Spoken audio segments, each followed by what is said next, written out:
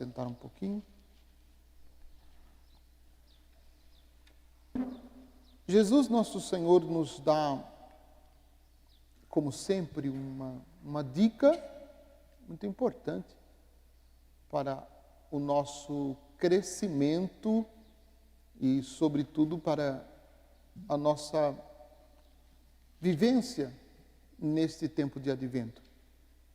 Esse tempo é um tempo de espera. E esta espera, eu gosto de dizer, não é uma espera passiva. Uma espera passiva é quando a gente está no ponto de ônibus, esperando o ônibus. A gente está ali esperando o ônibus vai passar. Ou o táxi. É uma espera passiva. A gente não faz nada para acelerar ou para atrasar. O ônibus vai passar. A qualquer momento o ônibus vai passar. Então essa é uma espera passiva. Está esperando, mas não está fazendo nada para que a chegada do ônibus acelere. Pois bem, nós, nesse tempo, vivendo um tempo de espera, essa nossa espera do tempo do advento é uma espera ativa. Por quê? Porque ao mesmo tempo que nós esperamos, nós fazemos alguma coisa, nós nos colocamos a caminho, nós nos colocamos em movimento. Nós buscamos aprofundar a nossa vida de oração, nós buscamos aprofundar a nossa espiritualidade, nós buscamos nos preparar com uma boa confissão. A gente vai preparando. Esses movimentos são movimentos que nós fazemos indo ao encontro do Senhor que vem. Então, esta esperança que nós vivemos no tempo do advento, ela é uma esperança que nos coloca em movimento. Não é uma esperança, repito, passiva, mas é uma esperança ativa, que nos coloca em movimento. O Senhor vem e nós fazemos todo o esforço necessário da nossa parte para irmos ao encontro do Senhor que vem. E aí sim, com vigilância, com oração, com conversão, com mudança de vida, nos colocamos a caminho, nos colocamos ao caminho para encontrar o Senhor que vem vindo, como a gente cantou. E aí a dica de nosso Senhor para nós, nesse tempo, é o que nós ouvimos no Evangelho. Nem todo aquele que me diz Senhor, Senhor, entrará no reino dos céus, mas quem põe em prática a vontade do meu Pai que está nos céus. Isso é um desafio tremendo para nós, né? Porque nós podemos dizer, como eu pregava na missa de Cristo Rei, nós podemos dizer que Jesus é Rei, que Deus é o Senhor da nossa vida, mas dizer da boca para fora, dizer para os outros ouvir, mas na realidade, na concretude da nossa vida, nós vivemos indiferentes. Então, como nosso Senhor está dizendo hoje, nem todo aquele que me diz Senhor, Senhor, entrará no reino dos céus. Não é somente aquilo que nós falamos, porque o que nós falamos tem que ser tradução daquilo que está dentro do nosso coração. Então, a gente pode chamar Jesus de Senhor e estarmos distantes, estarmos indiferentes. Não aceitarmos as suas palavras, não buscar a conversão, não buscar uma intimidade, não buscar valorizar. A gente diz que o Senhor, né? A gente diz Senhor, Senhor, ou a gente chama Jesus de Senhor, mas a missa não é tão importante. A gente vai na missa quando dá, a gente vai na missa quando sobra tempo.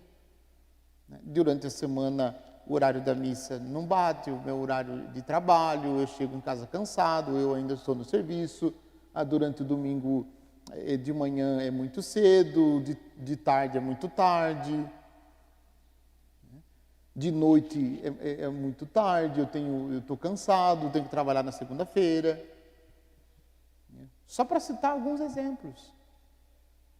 Então, a gente pode correr também esse risco de dizer que o Senhor é nosso Senhor, de chamar Jesus de Senhor e de trocá-lo por outras coisas.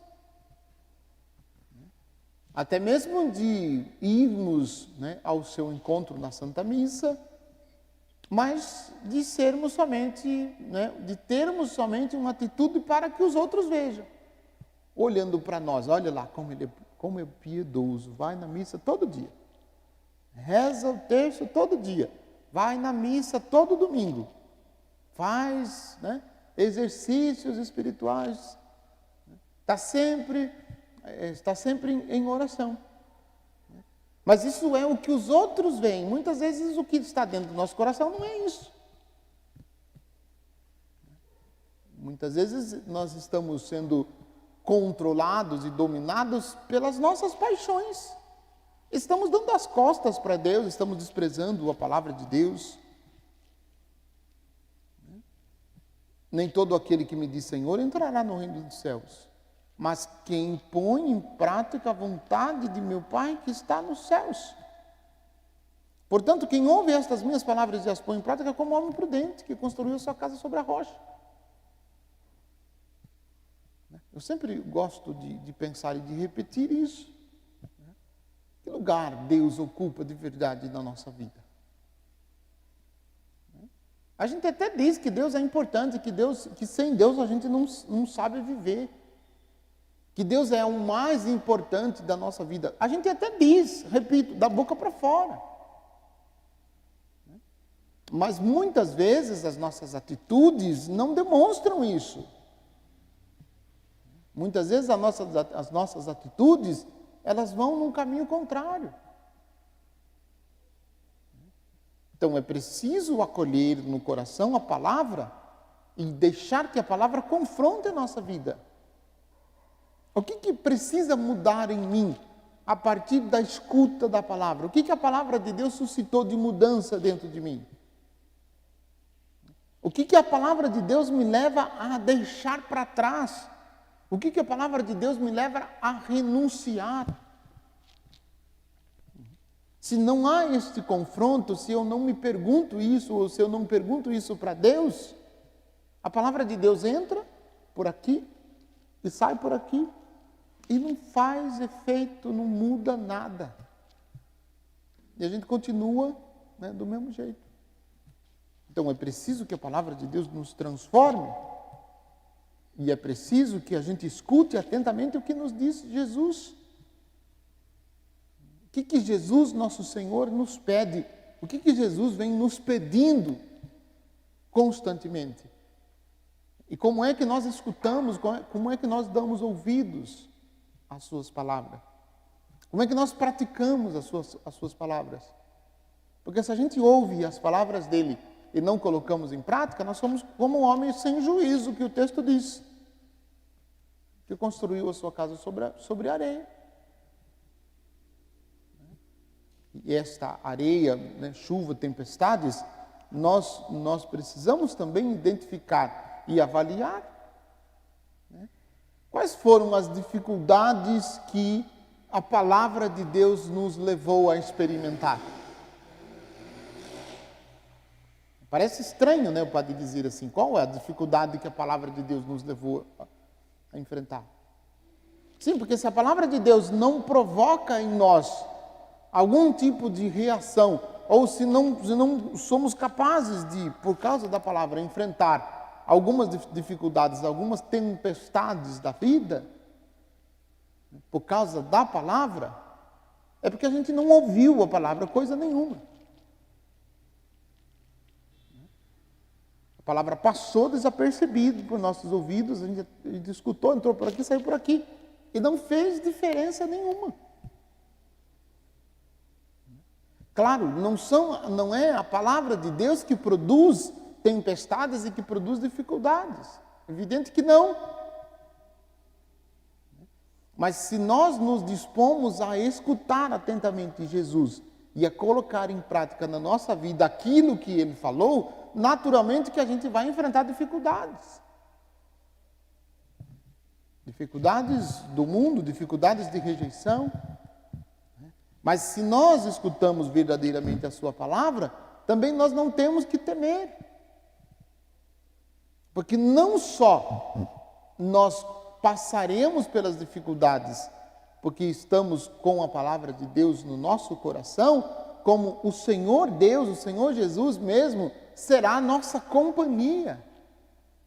Quando por alguma tribulação, por alguma dificuldade a gente passar. E isso não é só uma palavra de esperança para continuar a nossa caminhada, mas essa é a realidade que a palavra de Deus precisa suscitar em nós. Quando escutamos a palavra de Deus, é preciso que a gente se pergunte: quais são as mudanças que a palavra de Deus está propondo para mim? O que eu preciso mudar? O que eu preciso deixar para trás? Aonde eu preciso pôr, né, mais luz? Aonde eu preciso colocar em prática a palavra de Deus? Em qual área da minha vida ainda a palavra de Deus não iluminou, não chegou? Então a gente precisa se perguntar e deixar que a palavra de Deus nos faça esse questionamento. Para mudar o nosso coração, para a gente mudar de atitude, para a gente mudar de vida, para a gente se converter e deixar que o Senhor Jesus faça morada em nosso coração.